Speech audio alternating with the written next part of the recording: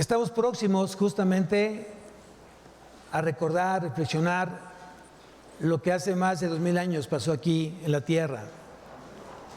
Y fue justamente la crucifixión de Cristo. 3 meses después de diciembre, justamente un 25 de diciembre, estábamos celebrando ese nacimiento de Cristo. Y hoy, 24 de marzo, estamos recordando justamente la muerte de Jesucristo. Creo que es muy importante que tú, como cristiano que eres, como creyente en Él, en este tiempo y todos los días de tu vida medites justamente lo que hizo Dios a través de su Hijo Jesucristo en la cruz. Y vamos a ver varios pasajes esta mañana que nos permitan recordar esos sucesos tan inolvidables, tan poderosos, tan tremendos que tuvo que pasar Jesucristo justamente por su iglesia, justamente por ti y por mí. La Semana Santa o la Pasión de Cristo para muchos es simplemente vacaciones. Voy a estar programando vacaciones, descanso, viaje, diversión. Pero los cristianos no hacen eso. Y no estoy diciendo que no te diviertas, que no viajes o que no haya planes de poder recrearte con tu familia en estas fechas, sino que tengas presente justamente del por qué son estas fechas. Hay mucha gente que sale de vacaciones y lleva todo: inflables, traje de baño, pelota, varias mudas de ropa, celular y todo lo que tienen. Pero los cristianos llevan Biblia y dan lugar justamente para tener un tiempo de reflexión con familia. Es un tiempo donde tú vas a predicar, vas a compartir con tu familia justamente por el cual tú hoy tienes vida y vida en abundancia. Vamos al Evangelio de Juan. Hoy vamos a tratar de ver varias cosas de Jesús en estos 4 evangelios: Mateo, Marcos, Lucas y Juan. Y vamos a empezar con el Evangelio de Juan y vamos al capítulo 12, donde Jesús es preparado justamente a lo que venía, a lo próximo que iba a suceder. Y dice en el versículo 1: 6 días antes de la Pascua, vino Jesús a Betania, donde estaba Lázaro, el que había estado muerto y a quien había resucitado de los muertos. Y le hicieron allí una cena. Marta servía y Lázaro era uno de los que estaban sentados a la mesa con él. Entonces María tomó una libra de perfume de nardo puro, de mucho precio, y ungió los pies de Jesús y los enjugó con sus cabellos, y la casa se llenó de olor del perfume. Estaba siendo justamente ungido por un corazón agradecido.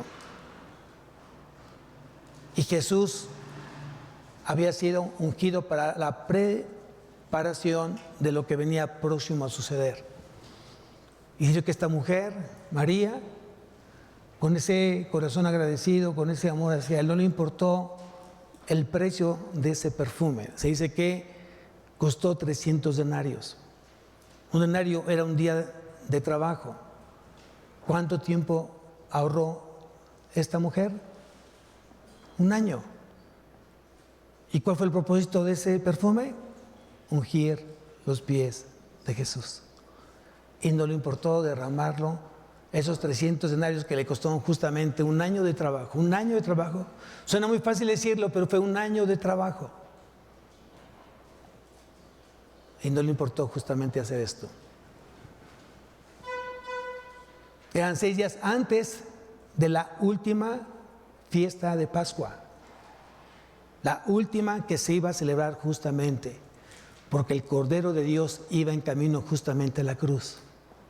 Y si tú me acompañas al versículo 12 del mismo capítulo de Juan, dice: el siguiente día, grandes multitudes que venía a Jerusalén, tomaron ramas de palmera y salieron a recibirle y clamaban: Hosana, bendito el que viene en el nombre del Señor, el Rey de Israel.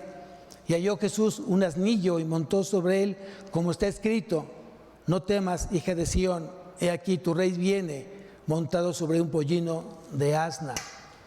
Mucha gente sabía que Jesús iba a ir a Jerusalén. Mucha gente sabía que era tiempo de festejar esa fiesta de Pascua. Y lo más sorprendente era justamente lo que acaban de leer. Que mucha gente esperaba, ansiosa, queriendo gritar, aclamar, honrar, glorificar a Jesús en su vida. Y dice aquí que tomaron ramas de palmera y salieron a recibirle y clamaban: Hosana, bendito el que viene en el nombre del Señor, el Rey de Israel. Hoy, ¿quién es Jesús para ti? Hoy, ¿quién es Jesús para ti? ¿Cuánto amas a Jesús? ¿Cuánto proclamas su nombre? Hoy lo que está sucediendo en varias iglesias es que lo que menos se habla es de Jesús. Y se habla del éxito del pastor, el éxito de la iglesia, lo que se ha adquirido en la iglesia, los grandes profetas, apóstoles que invitan, pero no se habla de Jesús. Hoy en tu casa, ¿de qué hablas? Hoy en tu trabajo, ¿de qué hablas? Hoy en tu escuela, ¿de qué hablas? Y muchos se darán cuenta que de lo que menos hablas es justamente de Jesús. Porque ha pasado un segundo término en la vida de muchos. Ya no es importante Jesús. Jesús se ha convertido en opción para muchos que fueron justamente elegidos, fueron llamados. Y ese llamamiento santo ya se les olvidó quién se lo hizo. Hoy tu mente está ocupada en otras cosas. Hoy tu mente no está llena de la palabra. Hoy tu mente no está lleno del amor y darle la gloria y el honor al Señor. Y eso simplemente es interferencia, es sombra que le está haciendo justamente al Rey de Reyes y Señor de Señores.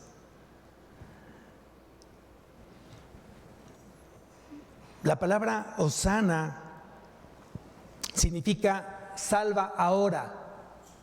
Salva ahora, eso significa la palabra Hosana. Y entonces dice, y clamaban: Hosana, salva ahora. Y estaba a unas cuantas horas para que se cumpliera justamente eso. Jesús iba a cumplir el propósito por el cual había llegado aquí a la tierra. Dios se encarnó, el Verbo se hizo hombre y habitó entre nosotros, lleno de gracia y de verdad.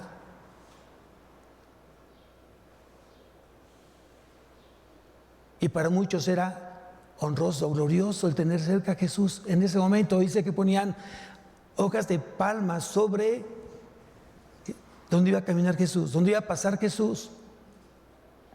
Unos se quitaban tal vez a la mejor parte su prenda y lo ponían como una alfombra para que pasara el Rey de Reyes y Señor de Señores.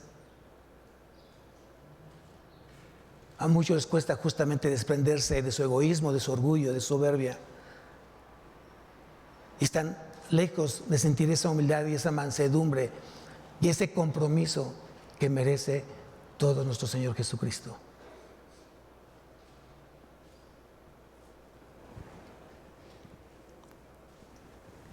El tiempo estaba cercano que pasara esa parte. Y dice que estaba justamente en esta entrada a Jerusalén. Y mandó a 2 de sus discípulos por un asno, por un pollino, que es el hijo del asno, de 1 año, que nunca había sido ¿qué? Que nunca había sido ¿qué? Montado. Y así era Jesús. Así era Jesús. El vientre donde Él creció jamás había sido usado. Cuando nació Jesús, nació en un lugar poco usual, en un pesebre. Tal vez a lo mejor no nacieron más niños más que Él, para que justamente fuera la gloria y la honra para el Señor, pero nació en un pesebre.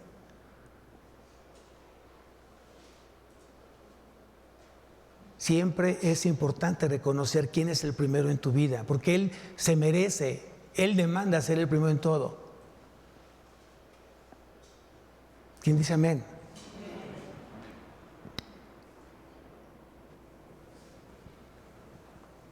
Luego viene lo siguiente, ¿qué sucede después? Aquí sí quiero que me acompañes a Marcos, vamos al Evangelio de Marcos, vamos a estar viendo varios evangelios para ver justamente esta pasión de Cristo, donde Cristo se dio voluntariamente en la cruz. Capítulo 11.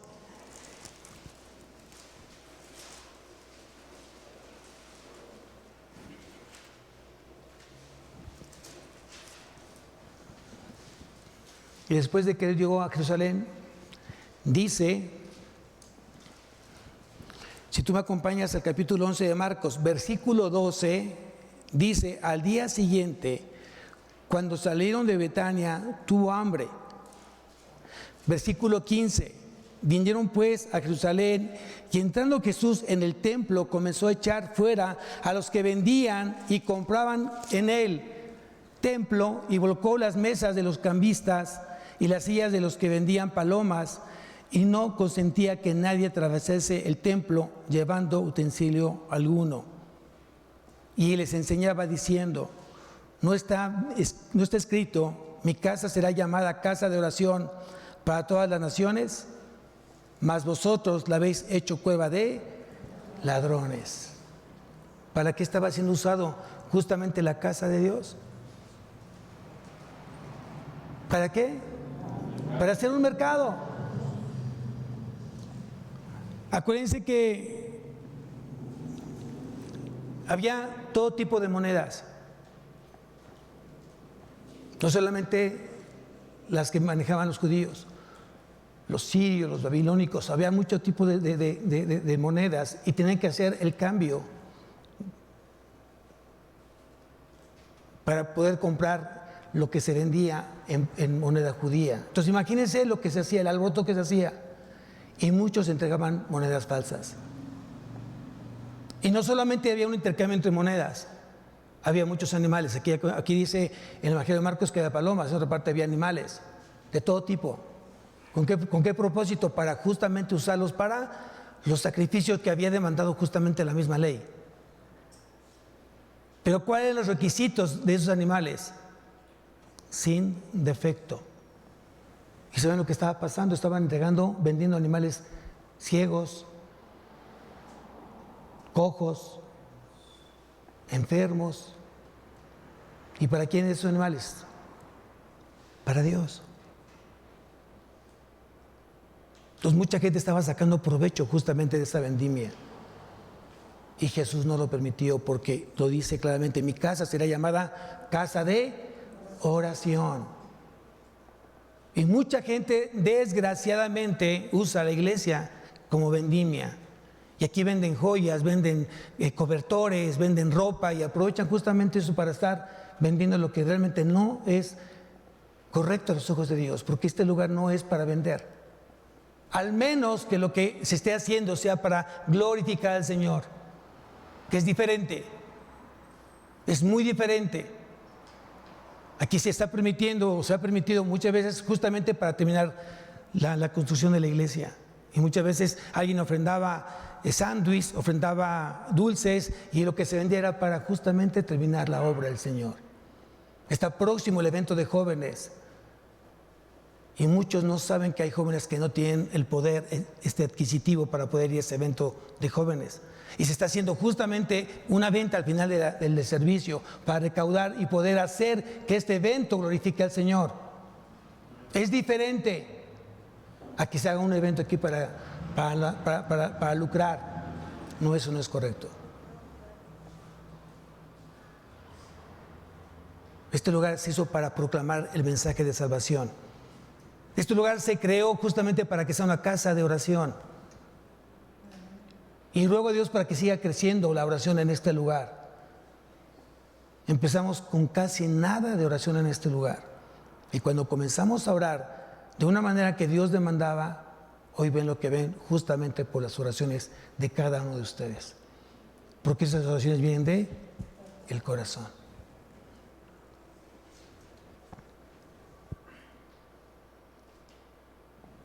Sigo leyendo, versículo 18, y lo oyeron los escribas y los principales sacerdotes, y buscaban cómo matarle, porque le tenían miedo, por cuanto todo el pueblo estaba admirado de su doctrina. Pero al llegar la noche, Jesús salió de la ciudad. ¿Qué venía después? ¿Qué venía después de haber purificado el templo? Aquí quiero que vayamos, aquí mismo, en Marcos, capítulo 14.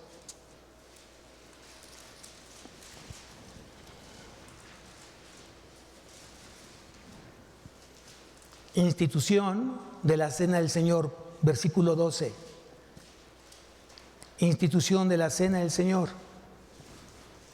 No era una cena de despedida como algunos pensaban que era. Era justamente el festejo de la Pascua. Era el simbolismo del sacrificio del Cordero, que en el tiempo de Moisés, Dios demandó a Moisés que para que se cumpliera la liberación de Israel, esa noche tenían que sacrificar un cordero. Y con la sangre de ese cordero iban a poner una señal en los dinteles de la puerta, en los postes de la puerta, para cuando pasara el espíritu de mortandad, no llegara a la casa donde se encontraba esa sangre de ese cordero.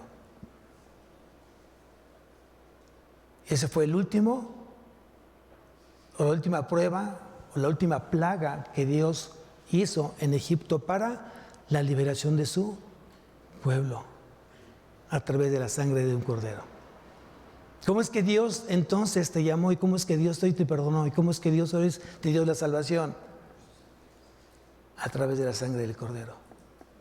Porque sin sangre no hay remisión de pecados. Todo esto lo estamos hoy recordando, amados.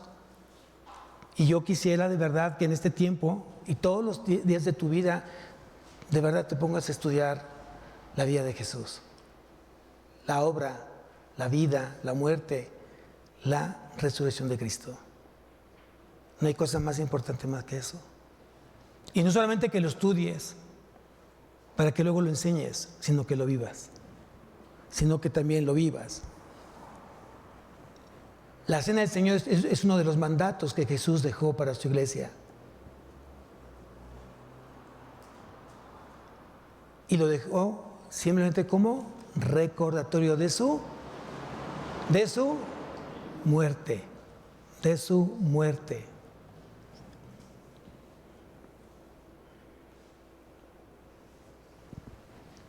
Vamos a ver, versículo 12.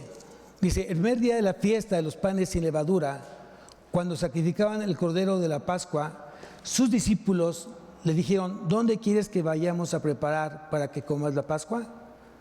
Y envió dos de sus discípulos.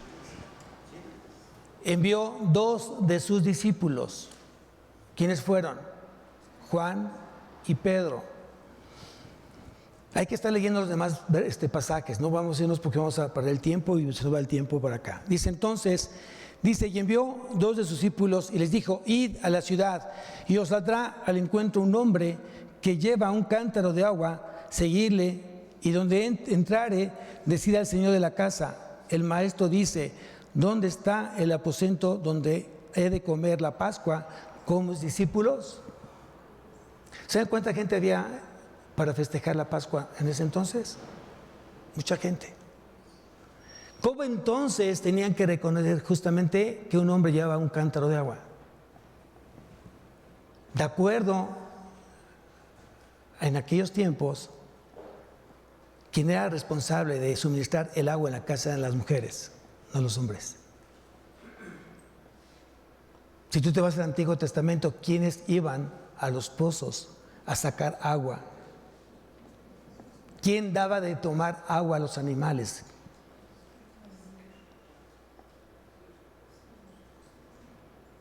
Entonces era muy claro que para que tú identificarás. A ese hombre era un hombre único que llevaba un cántaro de agua.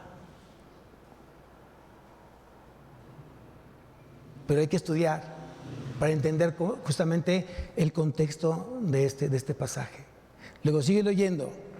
Y él os mostrará un gran aposento alto, ya dispuesto, preparad para nosotros allí. El aposento alto, el gran aposento alto era un espacio muy amplio. ¿Cuántos cabían ahí? ¿Cuántos cabían ahí? Tenemos que irnos a Hechos.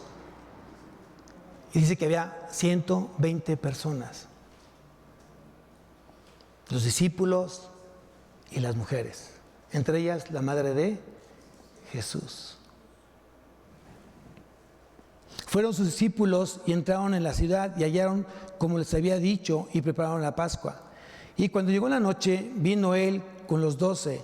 Y cuando se sentaban a la mesa, mientras comían, dijo Jesús: de cierto os digo, que uno de vosotros que come conmigo me va a entregar. Entonces ellos comenzaron a entristecerse y a decirle uno por uno: ¿seré yo? Y el otro: ¿seré yo? ¿Qué fue lo que pasó? ¿Qué sucedió en ese momento? Mucha aflicción entre ellos. En parte no entendían a qué se refería Jesús. Por eso cada uno decía: ¿acaso era yo, Señor? ¿Acaso yo soy, Señor? Y cada uno decía lo mismo, repetía lo mismo: ¿seré yo? No estaban dimensionando justamente eso. Y si tú me acompañas, ponle aquí una marca a Marcos y vamos al Evangelio de Juan. Vamos a entender justamente lo que Jesús les dijo en esa cena pascual. Porque todos estaban completamente angustiados, estaban asustados, estaban turbados. Y aquí en el capítulo 14 del Evangelio de Juan, versículo 1, dice: no se turbe. ¿Qué dice? Entonces, ¿sabes por qué estaban turbados? Justamente por eso. Porque Jesús había dicho: alguien de vosotros me va a entregar. Y aquí dice Jesús: no se turbe vuestro corazón. Creéis en Dios, creed también en mí. En la casa de mi Padre muchas moradas hay. Si así no fuera, yo os lo hubiera dicho. Voy pues a preparar lugar para vosotros. Y si me fuere y os prepararé lugar, vendré otra vez y os tomaré a mí mismo, para que donde yo estoy, vosotros también estéis. Y sabéis a dónde voy y sabéis el camino. ¿Te das cuenta cómo estamos uniendo justamente muchas palabras, muchas frases, muchos contextos o muchos textos que Jesús dijo justamente allí en la cena? Pero tenemos que estar aprendiendo y buscando en los demás evangelios. No era sencillo lo que realmente Jesús había declarado.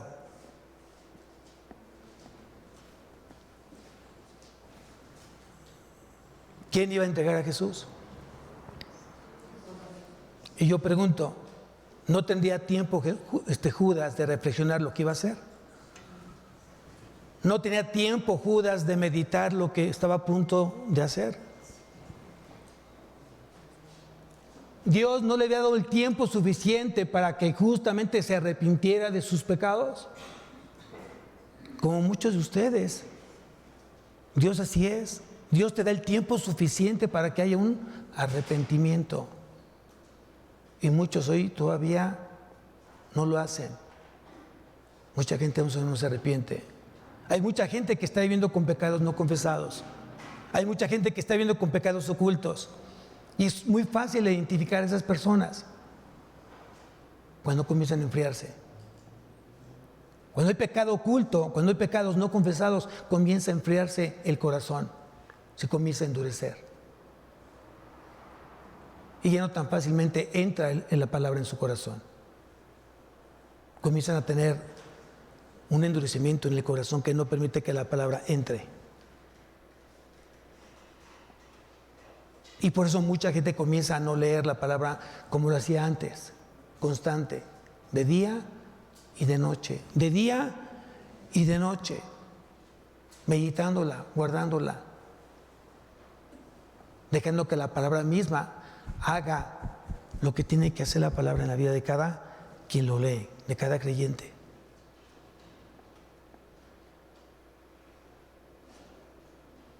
Judas había puesto en su corazón un corazón completamente endurecido, amados. ¿Qué le ganó a Judas? La codicia. La codicia. Porque dice los evangelios que Jesús fue traicionado por 30 monedas de plata. Eso fue lo que para Judas valía la vida de Jesús.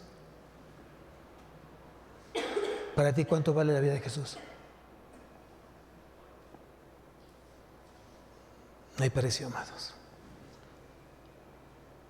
Pero yo creo que hay reconocimiento, hay amor, hay agradecimiento, hay obediencia, hay compromiso, hay amor, hay fidelidad, hay mansedumbre, hay humildad, hay misericordia. Y tú les puedes ir sumando, porque no hay precio, pero debe haber una respuesta ante ese sacrificio que no se puede pagar.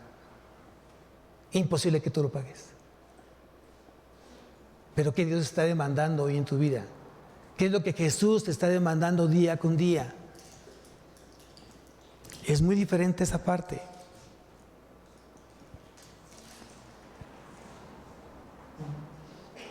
Regresamos a Marcos, por favor.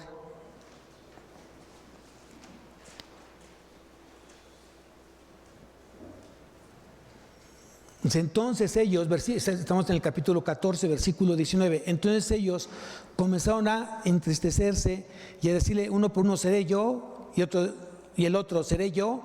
Él respondió, le dijo, es uno de los 12 el que moja conmigo en el plato.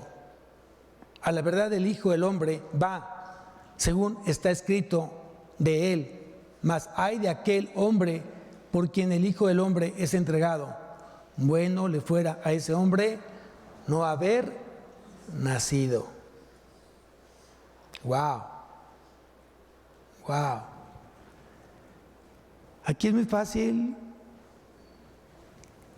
que nosotros podamos leer y meditar y criticar y juzgar y a veces tal vez dolernos de lo que hizo Judas.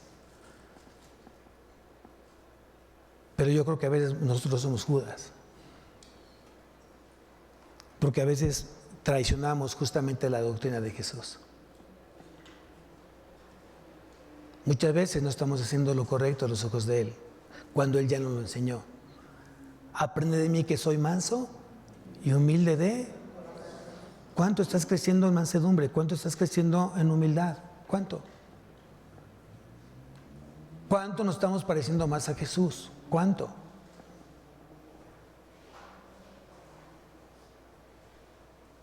Una pregunta que deberíamos hacernos de vez en vez es ¿cuánto amo a Jesús? ¿Está creciendo mi amor hacia Él? Si la respuesta es sí, seguramente es porque has crecido justamente en obras buenas que glorifican su nombre. Si la respuesta es no, arrepiéntete, pide perdón y comienza a trabajar en ello. Así debería de ser. Esa es la gran diferencia entre tener una religión y una relación. El hombre busca religión, busca ver, busca sentir, busca observar. El creyente simplemente busca una verdadera relación con Él, que esté basada en obediencia, que esté basada en compromiso, que esté basada en amor, que esté basada en fe, que esté basada en fidelidad. Eso es lo que tenemos que buscar nosotros, los que hoy creemos justamente en Jesucristo. Él nos mandó ser luz y sal en la tierra. ¿Cuánto eres luz y cuánto eres sal? Tengo varias consejerías durante la semana y vienen de diferentes madurez de los que vienen a buscar una consejería. Hay gente que tiene muy poquito en la palabra, hay gente que tenía tiempo en la palabra y me pregunta a veces la gente que tiene poco en la palabra, ¿es válido hacer esto, pastor? es válido hacer lo otro, porque no saben, apenas están en ese proceso de crecimiento. Es que tengo en el trabajo de repente personas que dicen cristianas y hacen aquello, hacen el otro, pero leyendo la palabra no es correcto. Hay que orar por esas personas. Y si Dios te puso en ese lugar es para que ores por ese corazón. Hay de aquel que por su testimonio está haciendo tropezar a otros. Hay de aquel. Hay de aquel. Porque están atentando contra un alma de Cristo. Un alma que Cristo dio su vida por esa alma. Y a veces no dimensionamos lo importante que es nuestro testimonio ante la gente que no conoce a Cristo. Es la gran diferencia entre ser religioso y ser cristiano. Tú sigues a un hombre y sigues las huellas de ese hombre y quieres ser como ese hombre que se llama Jesús. Es la gran diferencia, amados. A veces preguntan, ¿y tú qué eres? Yo soy católico, yo soy mormón, o soy testigo de Jehová. ¿Quién eres? Cuando alguien te pregunta quién eres, ¿qué contestas? ¿Qué contestas? Soy un hijo de Dios. Y la otra persona, al escuchar que eres un hijo de Dios, ¿qué dice la otra persona? Yo también. Está bien. Está bien. Ya nos veremos en la eternidad entonces con Cristo. Pero siempre y cuando estemos haciendo su voluntad. No todo el que me diga Señor, Señor, entrará al reino de los cielos, sino aquel que hace la voluntad. Aquel que hace la voluntad, no aquel que diga, aquel que hace la voluntad de mi Padre que está en los cielos.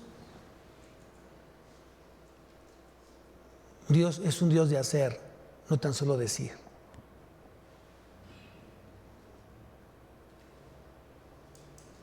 Es un gran privilegio el que tú puedas hacer aquellas obras de justicia que glorifiquen al Señor. Es un gran privilegio, es una gran oportunidad que Dios nos da justamente para eso. Sigo leyendo. Y mientras comían, Jesús tomó pan y bendijo, y lo partió y les dio diciendo, tomad, esto es mi cuerpo. Y tomando la copa y habiendo dado gracias, les dijo, y bebieron de ella todos.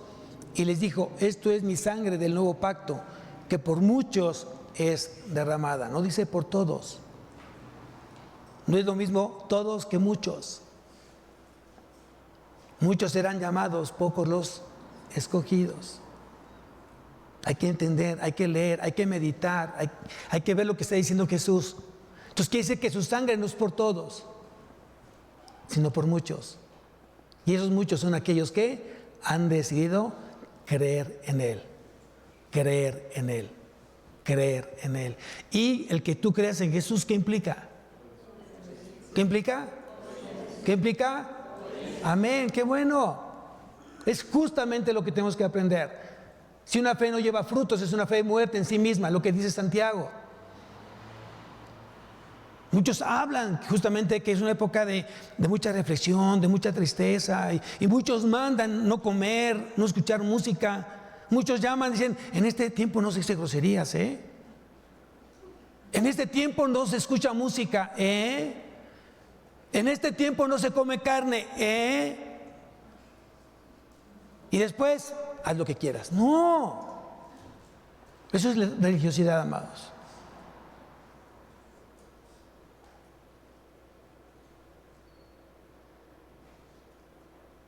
Tú no puedes estar usando la misma boca con la que tú bendices al Señor, la usas para maldecir a tu hermano. ¿Qué dice la alabanza? Yo cuidaré ¿qué? ¿Yo cuidaré qué? No, mis manos, mi boca, mis ojos. Yo cuidaré. Porque no quiero fallarte, Señor.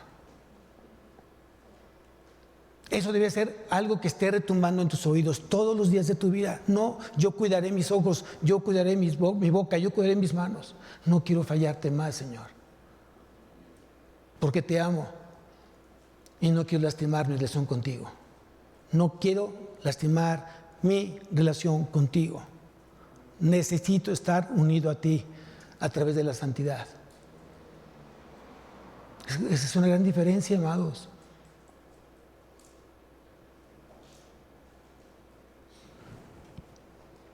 El concepto del nuevo pacto es sumamente importante, ya que venía a sustituir las obras de la ley. Vamos a Jeremías, capítulo 31.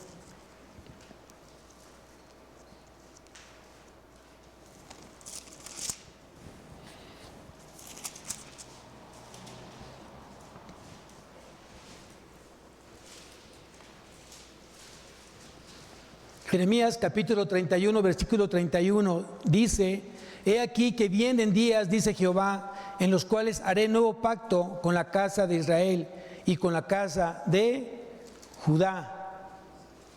Sigo leyendo.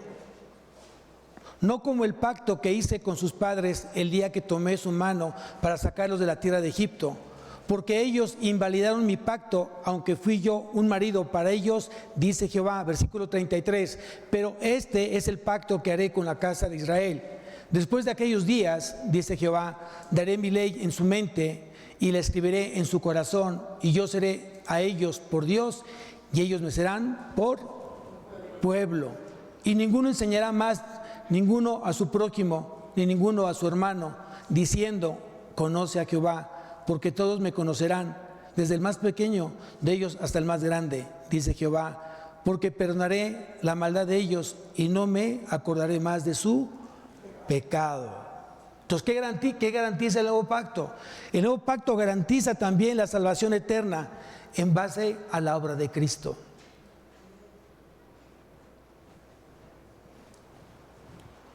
En otras palabras, lo que quiso decir justamente Dios, que esta es la sangre de mi pacto, esta copa es el nuevo pacto y me cuesta la sangre.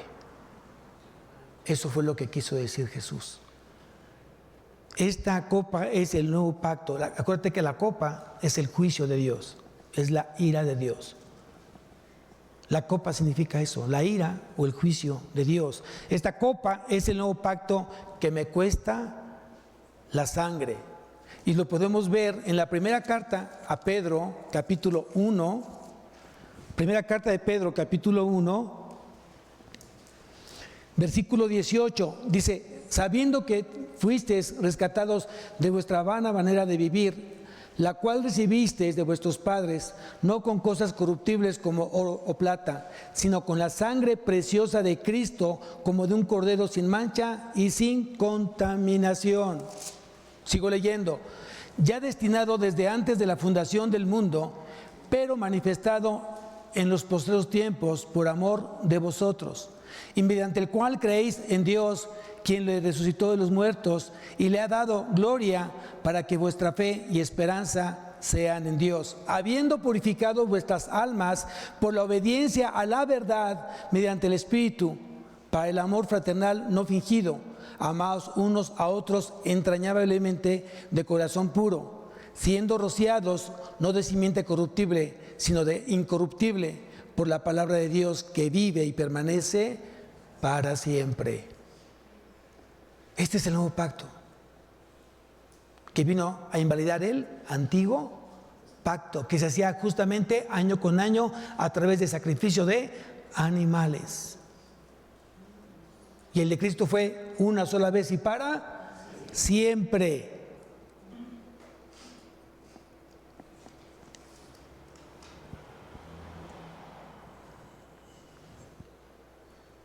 El nuevo pacto justamente nos ha hecho justos a los ojos de Dios. Hoy somos justificados.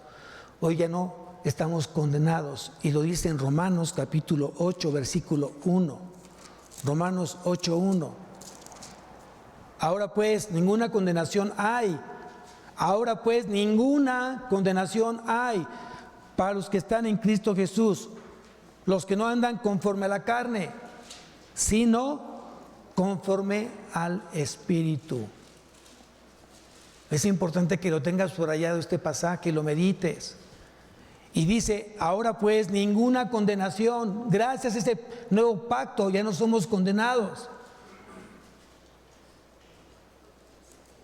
Ahora pues ninguna condenación hay para los que están en Cristo Jesús, los que no andan conforme a la carne. Y eso creo que hay que trabajar muchos. El viejo hombre tiene que estar enterrado, amados. Y tú eres un nuevo hombre en Él. Eres nueva criatura. Los que están en Jesús, los que están en Cristo, nueva creación son, nuevas criaturas son. Las viejas cosas pasaron, y aquí todas son hechas nuevas. Pero dice, de modo que si alguno está en Cristo. ¿Y quién está en Cristo? ¿Quién está en Cristo? Los que no andan conforme a la carne, sino conforme al Espíritu. Es lo que dice Pablo justamente a los romanos. ¿Y cuántos andan en la carne? Andan en pleitos, contiendas, celos, palabrerías, malas palabras, golpes, infidelidades, celos, contiendas.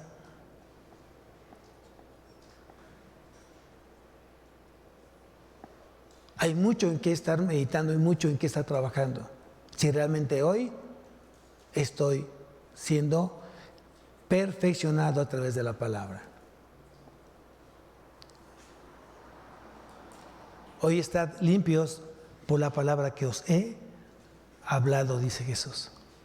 La palabra te limpia, la palabra tiene poder, la palabra te inyecta vida, la palabra te lleva a santidad, la palabra te hace más comprometido, más puro a los ojos de Dios. Pero tienes que vivir, la tienes que meditar, la tienes que entender, la tienes que memorizar y la tienes que aplicar. ¿Quién dice amén? Amén. Después de que ellos cenaron esa noche, hay una parte donde Juan dice que antes de que terminaran de cenar, dice que Jesús, justamente de esa agua que ese hombre llevaba, justamente tal vez en su hombro, la depositó en el lugar del aposento alto. Y esa misma agua se usó para lavar los pies de los discípulos. Y otra vez Pedro, ¿qué decía? Vamos a Juan, Evangelio de Juan capítulo 13.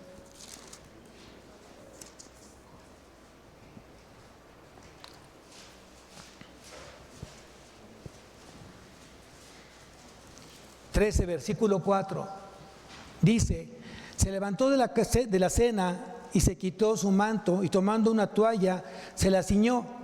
Luego puso agua en un lebrillo y comenzó a lavar los pies de los discípulos. ¿Quién estaba lavando los pies de los discípulos? ¿Quién? Recuerden que él convivió con dos naturalezas, hombre y siendo Dios también. Wow. O sea, no era cualquier hombre, amados. Era Jesús. Era Jesús. ¿A cuántos de aquí Jesús les ha lavado los pies? Y seguimos pecando. Seguimos siendo orgullosos, necios, rebeldes. Y ya Jesús te lavó sus pies.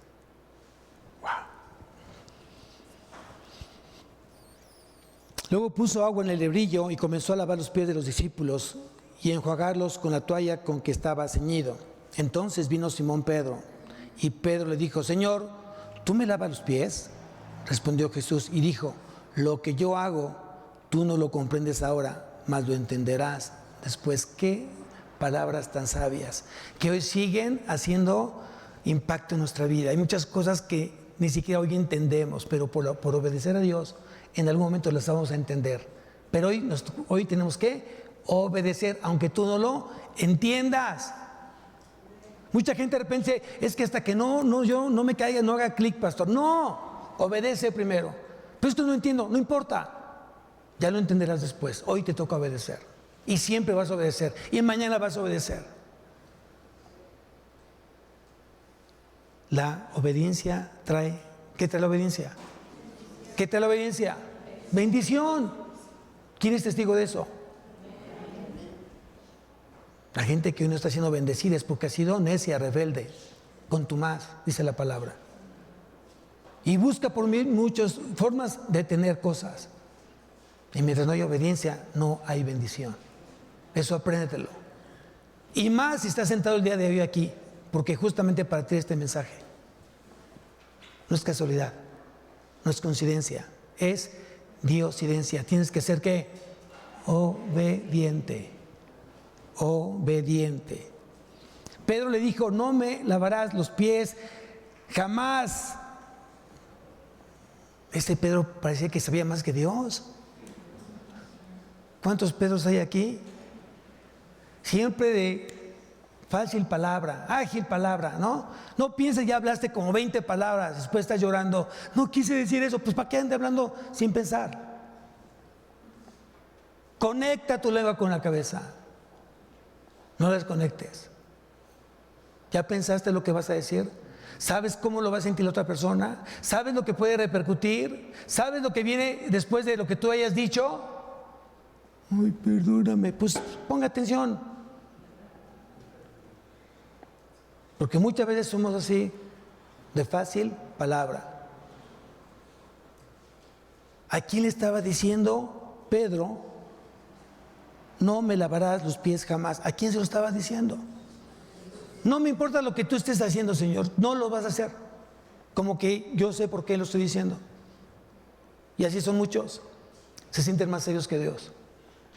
Se sienten más perfectos que Dios. Se sienten más misericordiosos que Cristo. Y eso es orgullo. Eso es orgullo.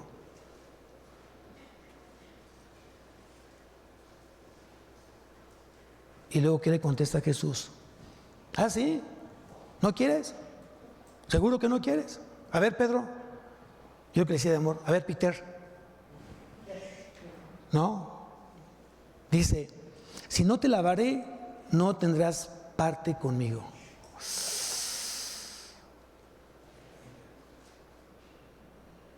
¿Qué hizo Pedro?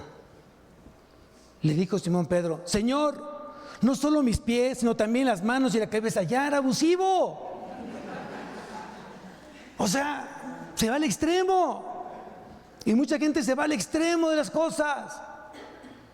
Tan solo le iba a lavar los pies, punto. Dios fue claro, Dios fue preciso. Y es así en su palabra, es preciso, es directo, claro, conciso. No es confuso, nada de confuso. No hay confusión en lo que Dios dice. Todo es claro. Solo tus pies, Pedro. Tampoco abuses. Y le vuelve a contestar. Y Jesús le dijo, el que está lavado no necesita sino lavarse los pies, pues está todo limpio, y vosotros limpios estáis, aunque no todos. Aunque no todos. La limpieza no era la enseñanza de los pies.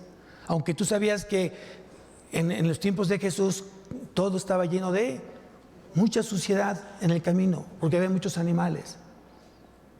Pero eso no era la enseñanza. La enseñanza fue clara. Aprended de mí que soy manso y humilde de corazón. Aun siendo tu maestro, aun siendo el rabí para ti, hoy te quiero enseñar mansedumbre y humildad. Y por eso voy a lavar tus pies. Tampoco es una enseñanza que hay que sacar a la parte de decir es que entonces me está mandando Dios que yo tengo que lavar los pies de mis hermanos. No está diciendo eso. Lo que sí está diciendo es que tienes que ser manso y humilde de corazón. Son cosas completamente diferentes. ¿Y luego qué pasó? Luego, pues, ¿qué sucedió? Después de haber cenado, ¿qué sucedió? Sucedió que se nos acabó el tiempo. Si te quieres quedar, te invito al segundo servicio. Vamos a continuar. Ya veo la mente de varios. Ya tengo hambre, pastor. Después de que ellos cenan, Jesús va con todos alabando, cantando himnos, cánticos espirituales. Salmo 118, el cántico que Jesús lo hizo con sus discípulos. Salmo 118. Con tiempo lo vas a hacer. Y es lo que estaba cantando Jesús justamente cuando se dirigía con ellos al huerto de Getsemaní. Al huerto de Getsemaní. Ahí iba a pasar un suceso grandioso en ese huerto del Getsemaní. Ahí justamente iba a ser la precrucifixión de Jesús. Ahí Jesús ora al Padre y ora de una manera completamente profunda, excelsa, que ningún hombre logrará llevar esa oración como sudor de gotas o con gotas de sangre. Solamente Jesús. Jesús pidió que se esperaran algunos ahí a la entrada del huerto.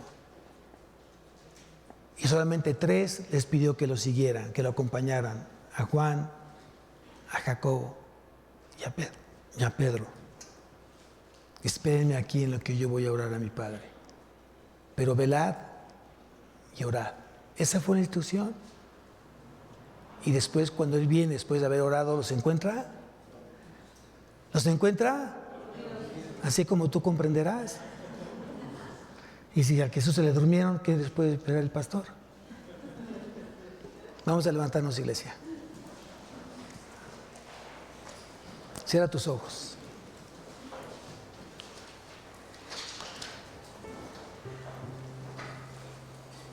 Cierra tus ojos.